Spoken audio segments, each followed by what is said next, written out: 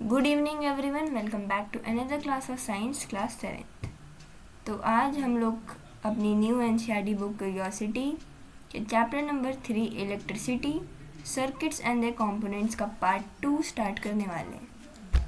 Part 1 हम लोग already कर चुके हैं, जिसमें हम लोग ने सबसे पहले तो पढ़ा था कि अपने आसपास हम लोग कैसे इलेक्ट्रिसिटी का यूज़ करते हैं, जैसे कि cooking, lighting, transportation, heating, cooling, others, communication, entertainment, सब में क्या क्या इलेक्ट्रिसिटी कहाँ कहाँ यूज़ हुई जाती है। सारे एप्लीकेशंस और अप्लाइंसेस जो भी हैं हमारे सराउंडिंग्स में, उसके बारे में जाना था। फिर हमने ये भी पढ़ा था कि इलेक्ट्रिसिटी कैसे जनरेट की जाती है, हाइड्रो इलेक्ट्रिक डैम से, विंड मिल्स का यूज़ करके, है ना। और इलेक्ट्रिसिटी का एक सिंपल सा एप्लीकेशन मतलब यूज़ समझने के लिए हमने टॉर्च लाइट का यूज़ किया था कि टॉर्च लाइट के अंदर ऐसा क्या है कि जिस वजह से वो ग्लो करता है। फिर धीरे धीरे करके हमने इलेक्ट्रिक सेल के बारे में पढ़ा, बैटरी के बारे में पढ़ा, इनकैंडेसेंट लैम्प और एलईडी के बारे में पढ़ा कि इनकैंडेसेंट लैम्प को अगर हम लोग बैटरी से कनेक्ट करेंगे तो बस सर्किट कंप्लीट होना चाहिए तो हमारा जो लैम्प है वो जल जाएगा। लेकिन एलईडी के केस में ऐसा नहीं था। एलईडी के केस में हमारा सर्किट भी कंप्लीट होना चाहिए, प्लस जो हम लोग का बैटरी के टर्मिनल्स होते हैं पॉजिटिव और नेगेटिव, वो हमारे एलईडी बल्ब के पॉजिटिव और नेगेटिव टर्मिनल से भी अटैच्ड होने चाहिए। जैसे कि अगर ये हमारे बैटरी का पॉजिटिव है तो ये हमारे एलईडी लैम्प के पॉजिटिव से कनेक्ट होना चाहिए, और बैटरी का नेगेटिव हमारे एलईडी लैम्प के नेगेटिव टर्मिनल से कनेक्ट होना चाहिए, तभी हमारा एलईडी लैम्प ग्लो करेगा। लेकिन आप अगर याद करोगे तो इनकैंडेसेंट लैम्प में ऐसा कुछ कंडीशन नहीं था, उसमें कोई पॉजिटिव या नेगेटिव टर्मिनल नहीं था। ठीक है, इतना सब हम लोग ने लास्ट क्लास में कर लिया है, यानी कि पार्ट 1 में कर चुके हैं। आज पार्ट 2 में हम लोग यहाँ इलेक्ट्रिक स्विच से स्टार्ट करने वाले हैं। तो सबसे पहले इलेक्ट्रिक स्विच को जानने के लिए सबसे पहले खुद का एक सिंपल सा इलेक्ट्रिक स्विच बना लेते हैं, फिर उसके मैकेनिज्म को अच्छे से समझेंगे। Let us construct. सबसे पहले आपको क्या करना है, collect 2 drawing pins, a safety pin और a paper clip, 2 wires and a small piece of cardboard. आपको 2 ड्राइंग पिन्स लेने हैं, एक सेफ्टी पिन या पेपर क्लिप भी ले सकते हो आप लोग, 2 वायर्स लेने हैं आपको और एक small piece of cardboard. Insert a drawing pin through the ring of the safety pin and fix it to the cardboard piece, ensuring that the safety pin can rotate freely। तो आपको उस drawing pin का use करके अपनी safety pin को का जो round वाला पार्ट होता है वहाँ पे ऐसे फिक्स करना है कार्डबोर्ड में कि वो मतलब फिक्स तो हो जाए लेकिन उसकी मूवमेंट हो पा रही। ठीक है, मतलब जैसे आप यहाँ देख सकते हो, आपको ऐसे सेफ्टी पिन का ऐसे पार्ट रहता है ना, यहाँ से आपकी सेफ्टी पिन खुलती है और यहाँ पे गोल करके पार्ट होता है, यहीं पे आपको ड्राइंग पिन को इंसर्ट कर देना है, जिस वजह से ये जो हमारा सेफ्टी पिन है लेफ़्ट राइट घूम पाए। उसके बाद आपको दूसरी ड्राइंग पिन को लेना है और उसको भी कार्डबोर्ड में ऐसे फिक्स कर देना है कि जो सेफ्टी पिन का जो एंड है, दूसरा वाला एंड, यहाँ पे जो दूसरा एंड जहाँ पे हमने पिन फिक्स नहीं की थी वहाँ मतलब उस सेफ्टी पिन से टच कर जाए। Fix the second drawing pin to the cardboard pin so that the free end of the safety pin can touch it. सिर्फ टच करवाना है आपको, वहाँ से उसके फिक्स नहीं करवा लेना है। मतलब यहाँ पे सेफ्टी पिन एंड हो रही है तो यहीं पे आपको अपनी ड्राइंग पिन को मतलब इंसर्ट करना है कार्डबोर्ड में। अब आपको वायर कनेक्ट कर लेना है दोनों ड्राइंग पिन को और आपका स्विच रेडी हो गया। मतलब वायर को आप उसको उसके अराउंड रोल कर दोगे, कॉइल कर लोगे तो हो जाएगा ड्राइंग पिन के around.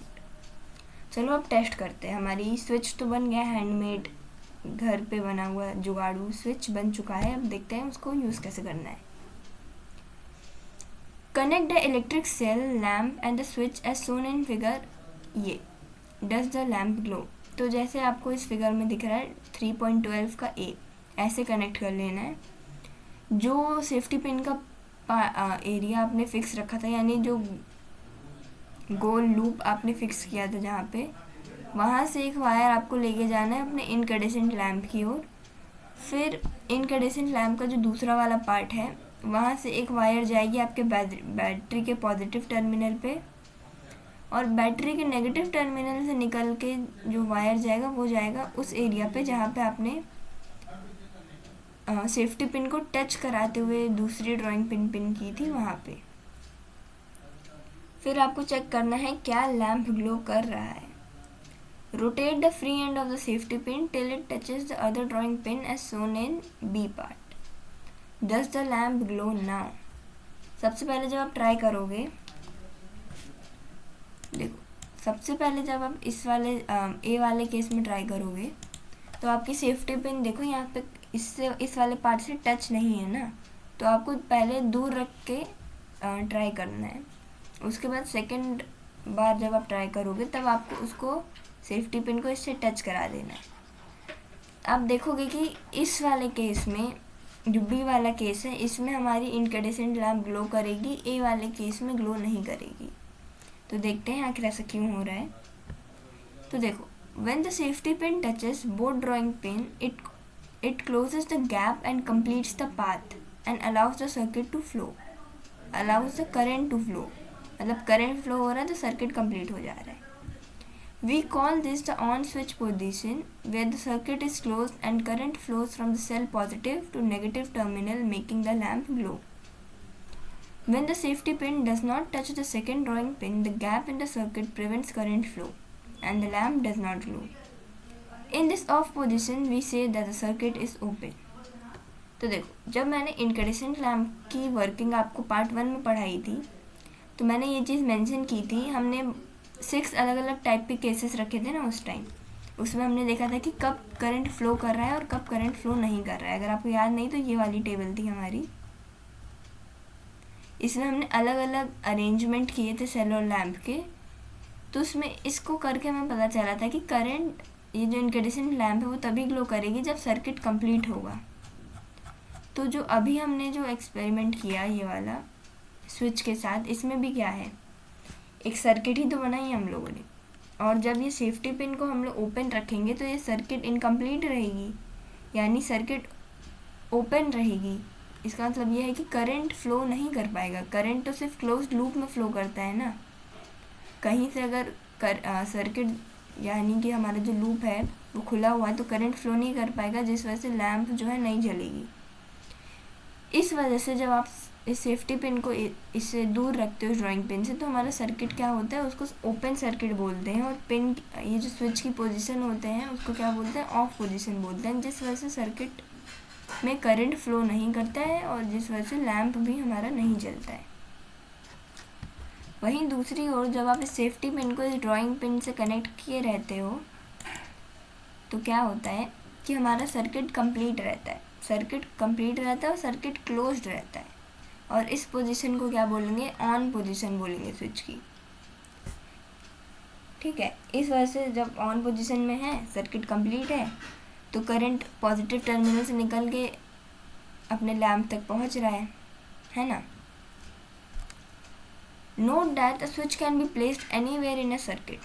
A switch is a simple device that either completes or breaks a circuit. The switches used for lights and other devices at home work the same way, though they are designed differently.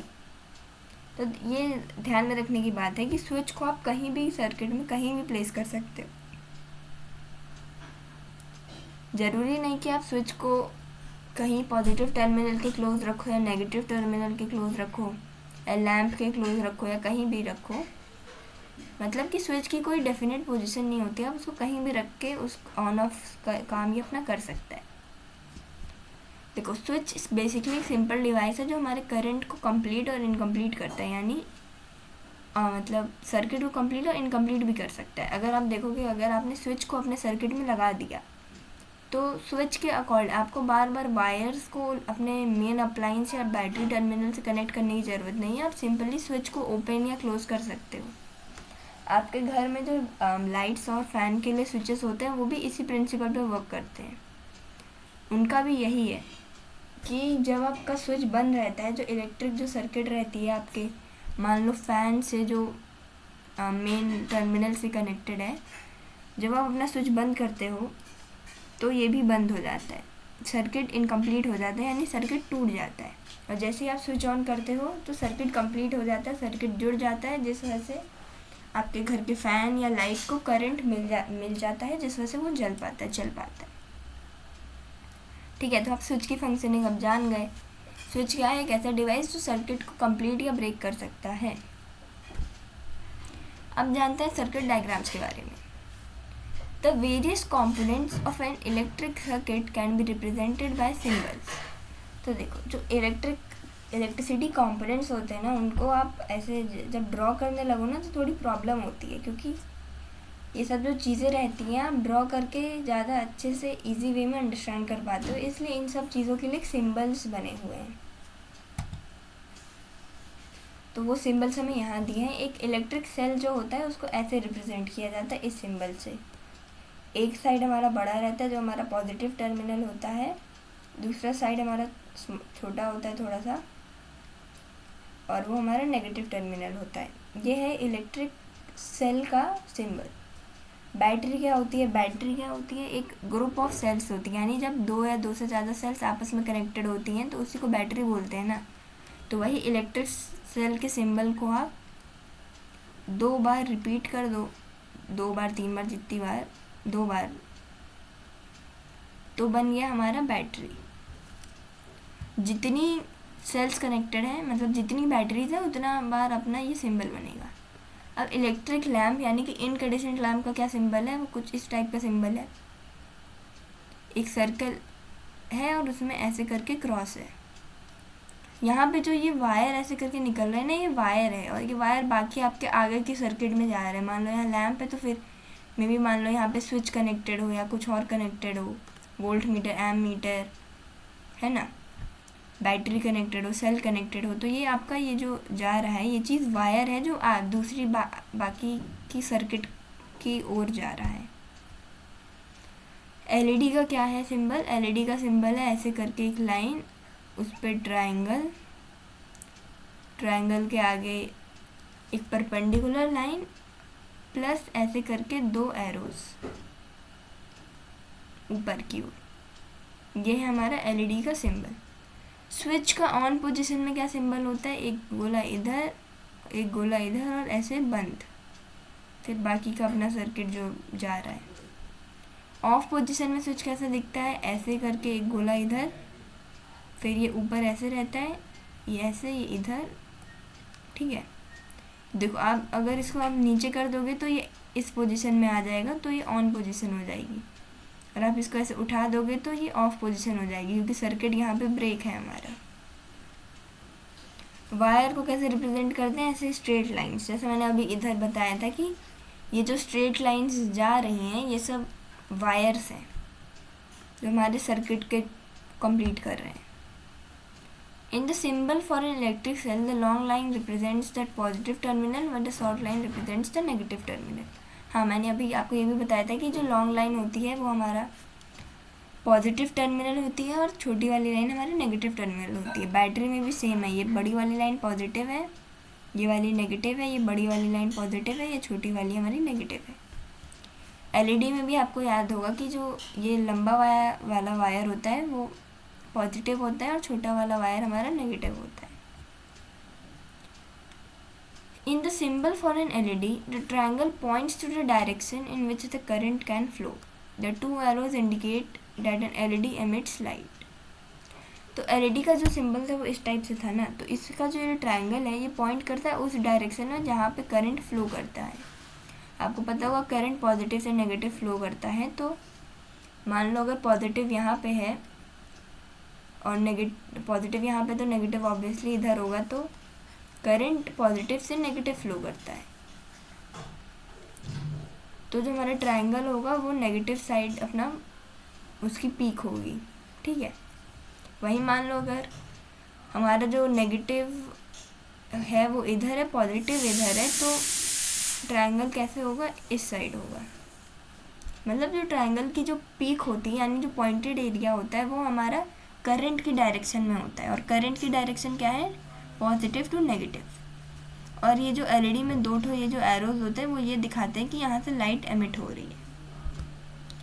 तो by using symbols to represent electric components it is easier to draw and understand electric circuits. A representation of an electric circuit using symbols is called a circuit diagram. तो जब आप ये सब symbol सीख चुके हो तो आपके लिए इलेक्ट्रिक सर्किट को ड्रॉ करना और उसको समझना ईजी हो चुका है। तो जो ये इलेक्ट्रिक सर्किट और कंपोनेंट्स का यूज़ करके जो हम लोग सिंबल्स वगैरह और जो चीज़ें ड्रॉ करते हैं उसको बोलते हैं एक सर्किट डायग्राम। तो चलो अब एक सर्किट डायग्राम को देखते हैं। Using symbols shown in table, जो हमने अभी देखा है, draw the circuit diagram of an electric circuit given in figure 3.12a and figure 3.10c। Are your circuit diagram similar to figure 3.14a and figure 3.14b? तो चलो जल्दी से देख लेते हैं हमारा फिगर 3.12 और 3.10c क्या है। 3.12a को देख लेते हैं सबसे पहले। तो 3.12 में हमारा ये है, यहाँ पे लैंप है, स्विच है और बैटरी है। तो जब उसको आप ड्रॉ करोगे, आप खुद से पहले ड्रॉ करो, ठीक है, अपनी कॉपी लेके आप खुद से ड्रॉ करो। उसके बाद फिर हम लोग नीचे देखेंगे कि क्या ये सेम आ रहा है। तो देखो इसमें क्या है, यहाँ पे एक लैंप है, तो लैंप का सिंबल क्या था हमारा, ऐसे करके था ना। तो एक ठो तो हमारी लैंप हो गई और ये एरोज। अच्छा ये लैंप है ना, एलईडी थोड़ी है, सॉरी वही मैं सोचूं, लैंप है तो लैंप के लिए तो सर्कल लगेगा हमारा, है ना। इनकैंडेसेंट लैंप के लिए क्या था, सर्कल था, सर्कल विद अ क्रॉस। तो ये हो गया। और यहाँ पे एक सेल है, तो सेल का हमारा सिंबल ऐसे होता है ना। और एक स्विच है, स्विच के लिए क्या है, ऑफ पोजीशन में है, तो यानी यहाँ ड्रॉ कर लेती हूँ, स्विच ऑफ पोजीशन में, यानी कि ये ऐसे करके होगा। और वहीं बस इन तीनों को कनेक्ट कर लेना है ना। तो देखते हैं, हाँ देखो इसमें लैंप है, लैंप का ऐसे है, फिर यहाँ पे स्विच हमारा ओपन कर ऑफ कंडीशन में, और यहाँ पे हमारा इलेक्ट्रिक सेल, इधर पॉजिटिव इधर नेगेटिव। वहीं जो हमारा 3.10c था, उसमें हमारे पास एक एलईडी और बैटरी थी। तो बैटरी का ऐसा सिंबल होता है और एलईडी का ऐसा होता है, बस ऐसे कनेक्ट कर लेना है वायर्स का यूज़ करके। रियली सिंपल है ये, तो अब इलेक्ट्रिक सर्किट बनाना आपके लिए काफ़ी इजी हो गया है, राइट। तो अब डाइव डीपर में हमें कुछ फैक्ट्स दिए हुए हैं। क्या दिए हैं कि international organisations such as the International Electrotechnical Commission IEC, American National Standards Institute ANSI, and the Institute of Electrical and Electronics Engineers IEEE create standard symbols for electrical and electronic parts using the same symbols across the world. Helps people from different countries and industries understand each other easily. अच्छा, तो यहाँ दिया है कि ये हमारी IEC, ANSI और IEEE, इन तीनों ऑर्गेनाइजेशंस ने, एक इंटरनेशनल ऑर्गेनाइजेशंस है ये सब, इन्होंने ये सब इलेक्ट्रिक सिंबल्स बनाए हैं, जैसे ये ऑल ओवर वर्ल्ड एक मतलब सिमिलैरिटीज़ रहे, और पूरे दुनिया में अलग अलग कंट्रीज़ और बैकग्राउंड से आने वाले लोग इलेक्ट्रिक सर्किट्स की एक ही सिंबल को जाने, एक ही चीज़ों को पहचाने, कोई कन्फ्यूज़न ना हो। ऐसा ना हो कि इंडिया में मान लो सेल को ऐसे रिप्रेजेंट किया जाता है, तो अमेरिका में सेल को ऐसे रिप्रेजेंट किया जाता है, ऐसे दिक्कत हो जाएगी ना, क्योंकि कुछ ऐसी प्लेसेस होती हैं जहाँ पे अलग अलग कंट्रीज से लोग आके एक ऑर्गेनाइजेशन में वर्क करते हैं। तो अगर डिफरेंट सिंबल्स होंगे तो बहुत डिफ़िकल्टी होगी वर्क करने में, इसलिए एक common symbols all over the world रखे गए हैं और उसी को सब लोग फॉलो करते हैं।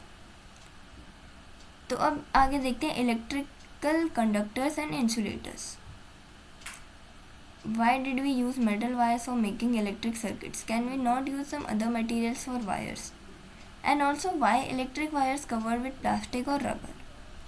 तो अब यहाँ इन दोनों बच्चों के माइंड में एक सवाल आ रहा है कि ये जो इलेक्ट्रिक सर्किट्स होते हैं उसमें मेटल वायर ही क्यों यूज़ किए जाते हैं और कोई वायर क्यों नहीं यूज़ किए जाते, और ये जो इलेक्ट्रिकल वायर्स होते हैं वो मेटल के होते हैं, तो उनके ऊपर प्लास्टिक और रबर की कवर क्यों होती है।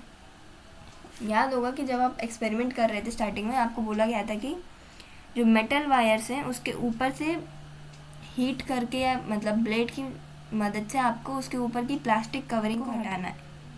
तो आखिर उसके ऊपर प्लास्टिक कवरिंग है ही क्यों, उसको तो एट द एंड हटाना ही पड़ रहा है, तो क्यों है वो प्लास्टिक कवरिंग। तो देखो Suppose we make wires of materials other than metal and use them for making the electric circuit. Do you think the current will pass through those materials in such a circuit? अगर आप सोच लो, metal की जगह अगर हम लोग कोई और मटेरियल का यूज़ करके वायर्स बनाएं तो क्या करंट फ्लो करेगा? जैसे मान लो मेटल नहीं हम यूज़ किए, रबर नहीं, मान लो प्लास्टिक ही यूज़ की, प्लास्टिक की कवरिंग थी ना वायर्स पे, प्लास्टिक हमने यूज़ किया वायर्स बनाने के लिए, प्लास्टिक के वायर्स आप लेके आ गए, आपने बनाया, सर्किट भी पूरी बनाई, तो क्या आपको लगता है वो सर्किट में करंट फ्लो करेगा? Let us identify. Connect an electric cell and a lamp while leaving the two ends of wires free, and shown is figure 3.15. Touch the two free ends of the wires momentarily. Does the lamp glow? If yes, our tester is ready. We can use this tester to identify the materials through which electric current passes. Collects objects of different materials such as metal spoon, coins, cork, rubber, glass, keys, pins, plastic scale, wooden block, aluminium foil, candle, sewing needle, cardboard, paper, and pencil lead. One by one, touch the free ends of the tester wires to both ends of each object you have collected. Make sure that the wires don't touch each other. Does the lamp glow every time? तो हमें ये कहना कह रहा है, चलो अब देखते हैं कि ये अलग अलग मटेरियल्स जो है वो इलेक्ट्रिसिटी यानी करंट अपने अंदर से फ्लो कर सकते हैं कि नहीं, मतलब वो एज अ इलेक्ट्रिक वायर उनको यूज़ किया जा सकता है कि नहीं. तो देखो, अगर किसी सब्सटेंस आप चाहते हो कि वो इलेक्ट्रिक वायर की तरह यूज़ किया जाए तो इस सिंपल सा मीनिंग है कि उसके अंदर से करंट फ्लो होना चाहिए.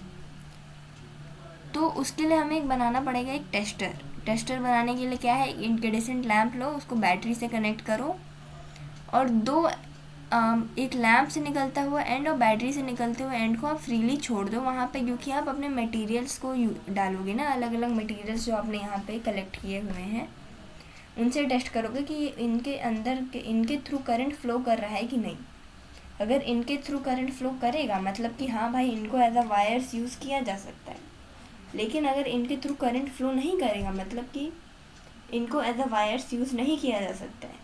तो चलिए देखते हैं कि कौन सा हमारा सब्सटेंस कंडक्टर है, कौन सा इंसुलेटर है. देखो, आपको ये तो पता होगा कि कंडक्टर वो मटेरियल्स होते हैं जो इलेक्ट्रिसिटी जिनके अंदर फ्लो कर सकती है जिनके थ्रू, और इंसुलेटर्स वो होते हैं जिनके थ्रू इलेक्ट्रिसिटी फ्लो नहीं कर सकती है. सबसे पहले हमारा एक स्टिक है. स्टिक क्या है, वुड का बना हुआ है. तो क्या ये लैम्प को ग्लो कराएगा? नहीं कराएगा. वुड के थ्रू लैम्प ग्लो नहीं करेगी क्योंकि वुड एक इंसुलेटर है. मैं यहाँ आई लिख रही हूँ, आई का मतलब है इंसुलेटर, और सी लिखूँगी तो सी का मतलब होगा हमारा कंडक्टर. स्केल. स्केल क्या होती है, प्लास्टिक की बनी होती है. तो क्या लैम्प ग्लो करेगी? लैम्प ग्लो नहीं करेगी क्योंकि प्लास्टिक भी एक इंसुलेटर होता है. बैंगल. बैंगल आपकी या तो ग्लास की बनी होती है या तो प्लास्टिक की बनी होती है. सिंपल सा है कि इसमें भी अपनी लैम्प ग्लो नहीं करेगी क्योंकि एक ग्लास भी जो है हमारा एक इंसुलेटर है. पेपर स्ट्रिप पेपर का बना होता है. पेपर क्या है भाई, वो भी एक इंसुलेटर है, तो वो भी लैम्प को ग्लो नहीं कराएगा. कैंडल. कैंडल वैक्स की बनी होती है. वैक्स भी हमारा एक इंसुलेटर है, तो उसके थ्रू भी हमारा करंट फ्लो नहीं करेगा, यानी कि लैम्प ग्लो नहीं करेगी.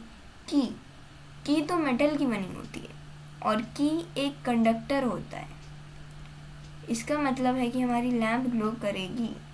देखो, मैं आपको डायरेक्टली ये सब चीज़ें बता रही हूँ. आप खुद से जब इसको किसी अडल्ट के सुपरविज़न में ट्राई करोगे तो आप खुद देखोगे कि करंट फ्लो नहीं कर रहा है, यानी कि लैम्प ग्लो नहीं कर रही है.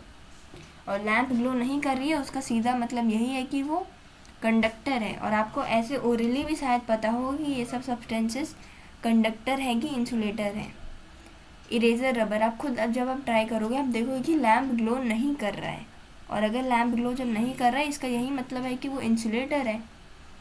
आप दूसरे यहाँ आपको 2 खाली प्लेसेस भी दी हैं कि यहाँ आप खुद से देख सकते हो. जैसे फॉर एग्जांपल कॉइन ले लेते हैं और एल्युमिनियम फॉयल ले लेते हैं. एल फॉयल, एल्युमिनियम का सिंबल एल होता है ना, एल्युमिनियम फॉयल. तो कॉइन किसका बना होता है? कॉइन भी मेटल का बना होता है ना. और एल्युमिनियम फॉयल किसकी बनी होती है? एल्युमिनियम की बनी होती है। तो मेटल के अब जब आप कॉइन को कनेक्ट करोगे अपने सर्किट में तो आप देखोगे कि लैम्प ग्लो करेगी, और लैम्प ग्लो करेगी तो इसका यही मतलब है कि वो कंडक्टर है। और एल्युमिनियम फॉयल को जब आप कनेक्ट करोगे तब भी हमारी लैम्प ग्लो करेगी, क्योंकि एल्युमिनियम भी एक कंडक्टर है। तो लैम्प ग्लो कर रही है, इसका तो यही मतलब है कि है अपना हमारा ये conductor. Aluminium coin, aluminium foil, coin और की, ये सब तीनों हमारे कंडक्टर थे, बाकी सब हमारे इंसुलेटर निकले। देखो द लैम्प, आप देखो कि lamp glows for some materials only, this means that electric circuit can pass easily through some materials but not through others. The materials through which electric currents can flow easily are called good conductors or conductors of electricity. The materials through which current cannot pass through are called insulators or poor conductors of electricity. जैसा मैंने अभी बताया, जिनके through current flow कर सकता है उनको बोलते हैं कंडक्टर्स, और जिनके थ्रू इलेक्ट्रिक करंट पास नहीं कर सकता है उनको बोलते हैं इंसुलेटर। अब आपको ये चीज़, ये एक्टिविटी करने के बाद पता चल गया होगा कि ये सब जो वायर्स होते हैं हमारे इलेक्ट्रिक वायर्स, वो मेटल्स के क्यों बने होते हैं और उनके ऊपर प्लास्टिक कवरिंग क्यों होती है। तो देखो ये जो मेटल वायर्स हैं वो तो करंट पास करवा देते हैं, तो जब अगर वो ऐसे ही पड़े रहेंगे, मतलब ऐसे ही आप सिर्फ वायर्स को ऐसे रखोगे, तो गलती से अगर आपने वायर टच कर लिया तो आपको करंट लग सकता है ना, तो ये काफ़ी डेंजरस हो जाएगा। इसलिए उन वायर्स के ऊपर हमारी रहती है प्लास्टिक कवरिंग, जैसे बाई चांस अगर आप उनको टच भी करो तो आपको करंट ना लगे। तो यहाँ हमें दिया है कि silver, copper and gold are the best conductor. However, for making electrical wires mainly copper is used, क्योंकि भाई वो सस्ता होता है, उसकी अबंडेंट सप्लाई भी है हमारे पास, इसलिए हम लोग कॉपर को यूज़ करते।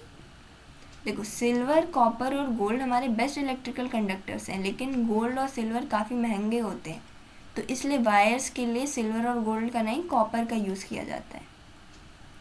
अलग अलग types of wire, electric wires के अलग अलग यूज़ भी होते हैं। देखो अभी जो हमने टेबल बनाई थी, you have also realise that plastic, rubber and ceramics are electric insulators. Have you now understood why wires are covered with those materials, है ना। मैंने अभी बताया कि जैसे आप लोग को करंट ना लगे इसलिए वायर्स को प्लास्टिक से कवर किया जाता है। Conductors and insulators are both important. Electrical wires, switches, connectors of plugs and sockets are made of conductors. Insulators like rubber, plastic and ceramics are used to cover wires, plug tops and switches to protect people from electric shocks. तो देखो जो हमारे electrical wire, switches, connectors of plugs और जो sockets होते हैं वो सब तो हमारे कंडक्टर मटेरियल के ही बने होते हैं, लेकिन उनके ऊपर प्लास्टिक या फिर रबर की कोटिंग होती है, मतलब उसके ऊपर वैसा कवर रहता है जैसे कि हमें इलेक्ट्रिक शॉक ना लगे, हमें करंट ना लगे। यानी चीज़ें तो बनी हुई है कंडक्टर की, लेकिन उनके ऊपर इंसुलेटर का कवर रहता है जैसे कि हमें इलेक्ट्रिक शॉक ना लगे। देखो हमारी जो बॉडी है, it is also a conductor of electricity. Electric current passing through our body में कॉज सीवियर इंजरी और even death. Always handle electrical appliances with care. Never touch switches or plugs with wet hands, or use electrical devices in wet areas, or handle equipment with damaged insulation or broken plugs. देखो हमारी जो body है ना, वो insulator नहीं है, वो भी कंडक्टर है, मतलब हमारे बॉडी के थ्रू भी करंट रन कर सकता है, तभी तो हमें करंट लग रहा है। अगर हम लोग इंसुलेटर होते तो भाई हमें करंट लगता ही नहीं, हमें इलेक्ट्रिक शॉक्स फील ही नहीं होते, क्योंकि हमारी बॉडी भी कंडक्टर है, इस वजह से हमें करंट फील होता है अपनी बॉडी में।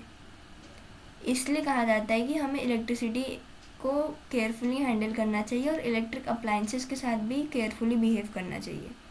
कभी भी आप लोगों को स्विचेस को, इलेक्ट्रिक अप्लाइंसेस को वेट हैंड से नहीं छूना चाहिए। ब्रोकन, अगर आपके पास कोई प्लग है या कुछ ऐसी चीज़ें, इलेक्ट्रिक इक्विपमेंट, अगर कुछ चीज़ ब्रोकन है, उसका जो इंसुलेटर कवर है वो ब्रोकन है, तो आपको ऐसी चीज़ों को फेंक देना चाहिए, आपको यूज़ नहीं करना चाहिए। आप कभी भी कुछ इलेक्ट्रिसिटी से रिलेटेड बाई चांस अगर आप कुछ वर्क कर रहे हो, वैसे तो आपको करना नहीं चाहिए, लेकिन बाई चांस अगर आप कर रहे हो तो आपको ये मेक श्योर करना चाहिए कि आपके हाथ गीले नहीं हैं, आपने नीचे रबर सैंडल्स या स्लीपर्स पहने हुए हैं, जैसे कि आप डायरेक्ट ग्राउंड के टच में ना हो, है ना। आपने वैसे भी देखा होगा कि अगर आपके यहाँ कोई इलेक्ट्रिक मैकेनिक या कोई लाइट्स सही करने वाला, मतलब इलेक्ट्रिक पोल सही करने वाले आते हैं, तो इलेक्ट्रिक स्लीपर्स या शूज़ पहन के आते हैं, जिस वजह से उनको करंट ना लगे, क्योंकि रबर हमारा होता है इंसुलेटर। और फिर यहाँ हमें दिया है, have you ever wondered how the electricity from a cell और battery is different from the electricity coming from a wall socket. देखो, electricity from battery usually powers small devices and is a type of called direct current DC. In contrast, the electricity from power plants that comes to the wall socket is known as alternating current AC and can larger appliances. तो देखो, जो हमारे mobile phone में batteries होती हैं या फिर जो टॉर्च वगैरह में बैटरीज होती हैं, रिमोट वगैरह में जो बैटरीज या घड़ी में जो बैटरीज होती हैं ना, वो प्रोवाइड करती हैं डायरेक्ट करंट, वो प्रोवाइड करती हैं डायरेक्ट करंट। और ये मतलब ये डायरेक्ट करंट ना आप सिर्फ छोटे मोटे अप्लाइंसेस को प्रोवाइड कर सकते हो, और मतलब एक छोटी अमाउंट ऑफ पावर प्रोवाइड करती है। लेकिन जो आपके घरों में जो फ़ैन, लाइट या एसी को जो करंट प्रोवाइड किया जाता है, वो डायरेक्ट करंट नहीं होता, वो होता है ऑल्टरनेटिंग करंट। और ये जो ऑल्टरनेटिंग करंट होता है, इसकी जो मतलब पावर सप्लाई होती है वो काफ़ी ज़्यादा होती है, और ये बड़े बड़े अप्लाइंसेस को रन करने के लिए यूज़ किया जाता है। ठीक है, तो इसी के साथ आपका चैप्टर यहाँ कंप्लीट हो जाता है। इन अ नटसेल आपको यहाँ इस चैप्टर के की पॉइंट्स दिए हुए हैं कि मेन चीज़ें जो आपको क्या दी हुई हैं, क्या क्या मेन चीज़ें आप इस चैप्टर में पढ़े हैं, और उसके बाद क्वेश्चन आंसर्स दिए हुए हैं। तो इसी के साथ हमारे चैप्टर कंप्लीट होता है। इस चैप्टर में आपने सीखा कि इलेक्ट्रिक सेल क्या होती हैं, इलेक्ट्रिसिटी पहले कहाँ कहाँ यूज़ की जाती है, इलेक्ट्रिक सेल क्या होते हैं, बैटरीज़ क्या होती हैं, इलेक्ट्रिक स्विचेस के बारे में जाना, इनकैंडेसेंट लैम्प, एलईडीज़ के बारे में, उनकी फंक्शनिंग, आपने इलेक्ट्रिक सर्किट बनाना भी सीखा, उसके सिंबल्स भी जाने, सिंबल्स के थ्रू इलेक्ट्रिक सर्किट को कैसे रिप्रेजेंट किया जाता है ये भी जाना। और साथ साथ हमने ये भी जाना कि इलेक्ट्रिसिटी के साथ हमें प्रॉपरली रहना चाहिए, मतलब केयरलेसली हैंडल नहीं करनी चाहिए हमें कोई भी इलेक्ट्रिक अप्लाइंसेस या इलेक्ट्रिक स्विचेस के साथ हमें खेलना वेलना नहीं चाहिए। ओके, कंडक्टर्स और इंसुलेटर्स के बारे में भी आपने जाना कि कौन सी चीज़ों के थ्रू करंट पास कर सकता है और कौन सी चीज़ों के थ्रू हमारा करंट पास नहीं कर सकता है। तो इसी के साथ आपका ये चैप्टर नंबर 3 इलेक्ट्रिसिटी यहीं पे कंप्लीट होता है। नेक्स्ट क्लास में हम लोग चैप्टर नंबर 4 स्टार्ट करेंगे। ठीक है, तो इसी के साथ आज की क्लास यहीं ख़त्म करते हैं। Thank you so much.